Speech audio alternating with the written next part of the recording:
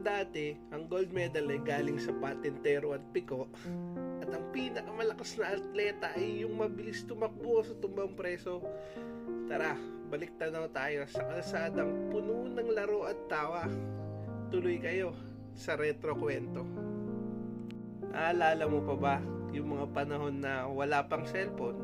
Kaya yung social media natin, yung sa kalsada lang kapag nagtitipon-tipon tayo, lalo sa gabi. Oo, yung buong barangay, tropa agad. Pag sinabi mong tara, laro tayo. Tayaan, tumbang preso, CQ base, lalo sa gabi, tagu-taguan. Grabe, no? Parang may Olympics tayo dati sa kalsada. May tumbang preso, kailangan mong maging sharpshooter gamit yung tsinelas mo. Tapos, lalo naalala ko nun, yung tsinelas na Rambo. Yung iba-iba kulay, parang rainbow. Tapos sobrang kapal. Talagang pag tinamaan mo yung lata, mayuyupi. Tapos kapag nagpatintero naman kayo, talagang, di mo alam. Pagpapawisan ka talaga ng sobra. Dahil mo pa nag-gym. Kaya siguro yung mga bata tayo noon, parang hindi tayo ganun kalulusog compare ngayon. Kaya siguro sobrang payat ko nung bata kasi nga puro laro. Walang gym pero pawis na pawis talaga. Kaya syempre may piko. Piko, kadalasan naman sa school ko na nagagawa. Parang balance na din. So, hindi ko na rin masisisi kung kahit ganito kalaki, magaling pa rin yung balance ko sa katawan. Kaya yun. Tapos kahit bitak-bitaking semento, walang makakapigil dyan. Tatalon-talon ka ng isang paa, dalawang paa, di ba? Ang nakakatawa lang. Tapos kapag may kalaro ka na sobrang competitive, yun, talagang salubong yung kilay. Talagang fierce na fierce. Tapos hindi talaga magpapatalo kapag pagkatayaan na, paghabulan na. So, hindi. Ako, nauna ako dito eh. Lalo pag magsisave na. Tapos syempre, di naman may iwasan na palaging meron ding madaya.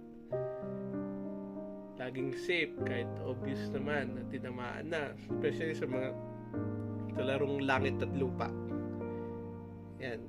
Yan, di nawawala dayaan dyan. Tapos kapag kayo sa taguan naman, sino yung nauna? Hindi, nauna si ganito, nauna si ganyan. Yun, kung nakaka-relate man kayo, di ba? Siyempre, yung mga batang 90s, 2000, ito yung mga panahon na hindi pa uso yung cellphone, kaya talagang sa labas lang naglalaro. So, kung bata ka nung 90s or early 2000, siguradong may tropa kang lagi mong inaaway sa laro, pero kabati mo rin kinabukasan. Hindi nagtatagal na away pa. Tapos isipin mo, lahat ng laro na nabanggit ko, libre lahat yun. Hindi mo na kailangan magbayad, hindi mo kailangan mag-subscribe, hindi mo kailangan maglabas ng pera, kailangan mo lang katawan, tsinelas, joke o buong kalsada. Basta walang dumadaang sasakyan, pwede na yan. No? Ang sayo ng mga larong Pinoy dati, simple lang pero solid yung banding. Talagang magiging magtropa talaga kayo. So ngayon kasi yung patintero, parang Mobile Legends na yan. Kahit di kayo magkakasama, pwede kayo maglaro. Tapos yung tumbang preso, gawin na nating tumbang wifi. No?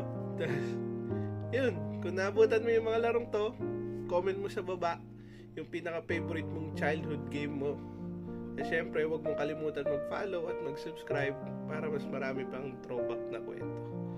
So, that's it for episode 1 ng Retro Kwento.